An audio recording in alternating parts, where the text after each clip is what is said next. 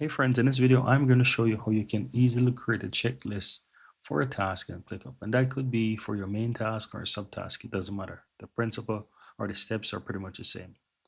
So to do this, go ahead and click on a task. I'm going to click on a task here, as you can see. And if you scroll down, you will see a section called checklist. You click on that, plus there, and you can start creating your checklist. So here you can start by giving your checklist a name. So I'm going to just say video creation, for example. I'm gonna make this up, right? Let's say that's it.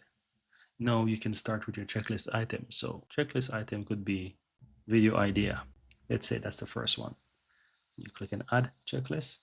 Another one, draft video script. All right, next one, and you have that one, and you move on to the next one. That could be record a video. For example, you click away and that's added. Next one, edit the video. All right, and the list goes on. Review the video. The list goes on, right? Let's say publish the video. Spell it properly, and that's it. And so guys, that's how you can easily go ahead and create checklists. Now checklists can even go a step further. You can go ahead and you can assign these to people, right? And you can even have a due date and so forth. So you can create even a task for these checklist items. So let's say I want to create even a task for this. I could say video idea, create a task for that. And you basically add a description and you assign it to a person and you can set a due date and so forth. And let's do this one. So this one, I'm gonna leave it as is, and I'm not gonna bother too much with the details here, but I'm gonna assign it, let's say, to me. And a due date, I'm gonna set this start date, let's say today.